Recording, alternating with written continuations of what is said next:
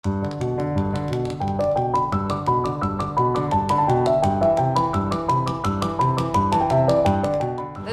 vadība ir pieeja, kas palīdz uzņēmumam piesaistīt un noturēt darbiniekus no dažādām sabiedrības grupām, balstoties uz to prasmēm un zināšanām.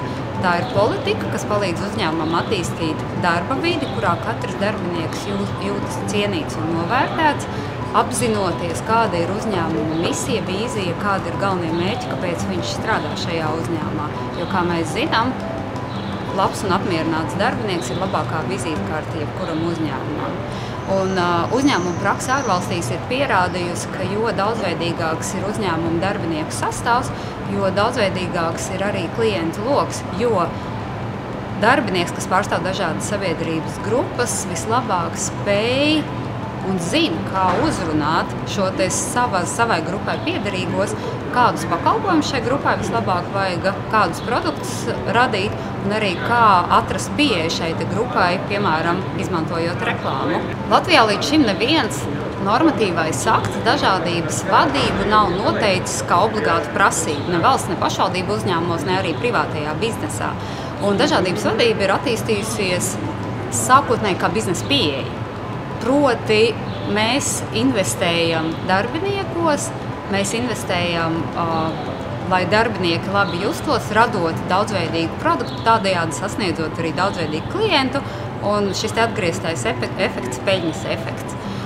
Līdz ar to Latvijā dažādības vadība, nevienam biznesa uzņēmumam nav noteikta kā obligāta prasība. Tā drīzāk ir katra uzņēmuma individuāla vēlme piesaistīt sev pēc iespējas kvalitatīvāku darbinieku, piesaistīt sev pēc iespējas daudzveidīgāku klientu, tādējādi nodrošinot peļņu. Dažādības vadības ieviešana ir jautājums par to, vai mēs apzināmies, kāda ir tā pievienotā vērtība un mūsu kā uzņēmuma biznesa iespēja. Un biznesa iespēja ir lielā mērā tieši saistīta uz klientiem orientētu politiku, bet, lai mēs sasniegtu klientus, mums vajag pirmkārt apmierināt darba spēku. Dažādības vadība nenozīmē aklu politiku, kas pieņem darbā kādu tikai tāpēc, ka šis cilvēks, piemēram, pārstāv mazākumu grupu. Ir ļoti svarīgas prasmes un zināšanas, ko šis darbinieks spēj dot, bet kas bieži ir, uzņēmumos strādā diezgan vienveidīgi darbinieki, jo tā ir ērtāk. Tu zini, ko tu vari sagaidīt, un uzņēmumi dažkārt vienkārši baidās riskēt, atvērt savas durvis, iespējams kaut kam nezināmam, un tam, kas var prasīt nedaudz ilgāku laiku. Dažādības vadība ir veiksmīga stratēģija, kas veicina organizāciju attīstību aizvien pieaugošās sabiedrības dažādības apstākļos. Jo sabiedrība kļūst daudzveidīgāka, ir cilvēki no dažādām etniskām grupām, ir cilvēki, kas atbraukuši no dažādām valstīm, ir jaunāki, vecāki cilvēki, kas ir pieredzējuši sabiedrību pavisam citu nekā tā ir tagad, un viņiem visiem jāstrādā kopā, un uzņēmuma uzdevums ir ne tikai piesaistīt šos cilvēkus, bet arī padarīt darba vidi un darba uzņēmuma politiku tādu, lai šie cilvēki varētu produktīvi strādāt.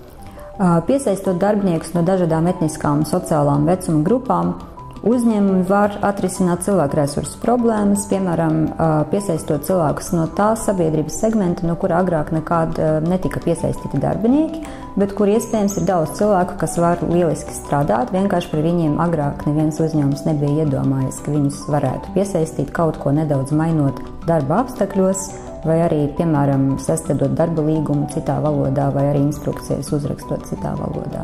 Vai, piemēram, ļaujot cilvēkiem veiksmīgāk savienot ģimenes dzīvi ar darbu.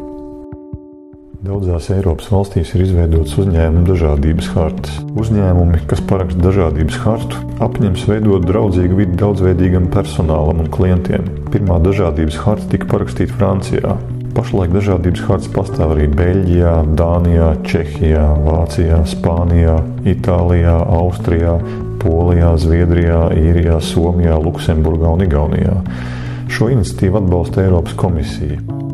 Nesen konsultāciju uzņēmums McKinsey veic pētījumu par to, kā dažādība uzņēmumu vadības komandā ietekmē uzņēmumu darbības finanšu rādītājus. Pētījums, kas aptvēra simtiem uzņēmumu Lielbritānijā, Ziemeļamerikā un Dienvidamerikā, atklāja, ka uzņēmumiem, kuru vadības sastāvā bija lielāks dzimuma līdzsvars, finanšu rezultāti bija par 15% labāki nekā vidēji uzņēmumiem viņu nozarē valstī. Savukārt uzņēmumiem, kuru vadības sastāvā bija lielāka etniska dažādība, finanšu rezultāti bija par 35% labāki nekā vidēji uzņēmumiem viņu nozarē valstī.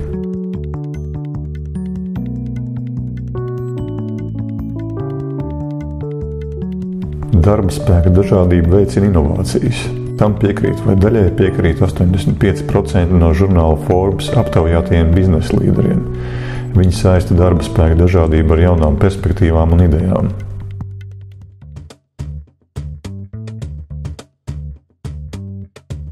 Prezi ir uzņēmums, kas dibināts Ungārijā 2009. gadā. Ar Prezi programmu veido prezentācijas internetā. Šis rīks ir populārs arī Latvijā. Kā atvērts uzņēmums mēs uzskatām taisnīgu attieksmi par būtisku korporatīvo vērtību. Par mūsu darbiniekiem un partneriem var spriest tikai pēc viņu darbībām un snieguma, un nekādā gadījumā pēc viņu vecuma, dzimuma, seksuālās orientācijas, nacionālās vai etniskās izcelsmes vai fiziskajām spējām. Prezi vadās pēc sociālām vērtībām un proaktīvi miedarbojas ar sabiedrību. Nav dažādības vadības dokumentu, jo uzskata dažādību par uzņēmumu kultūras pamatu, kas aug no apakšas uz augšu, nevis otrādi. Nevis apkalpot darbinieku kultūras, bet kopīgi veidot uzņēmumu kultūru, kur ir vieta visiem. No neliela startup Prezi izauga par vienu no globālajiem līderiem savā jomā 6 gadu laikā. Pašlaik Prezi izmanto ap 50 miljonu lietotāju.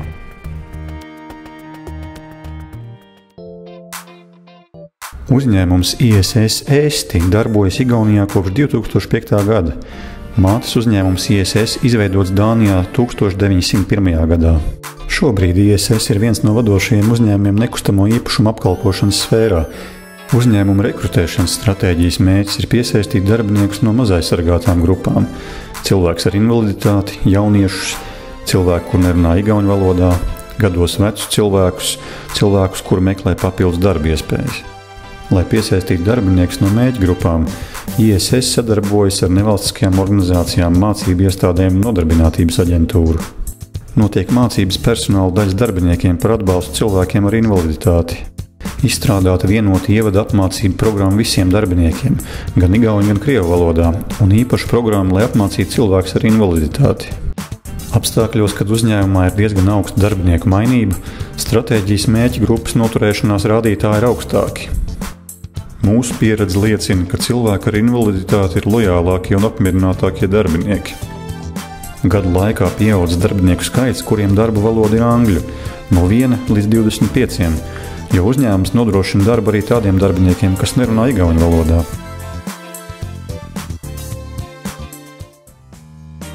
Tesco ir globāla multinacionāla mazumtirdzniecības ķēde.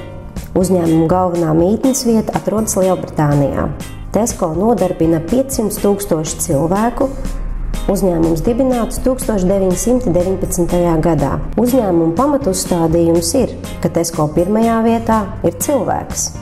Tesco dažādības stratēģija tiek pielietota visos darba spēka līmeņos, gan pieņemot darbiniekus, gan darbinieku apmācību laikā, tā arī darbinieku attīstības veicināšanā ikdienas darbā.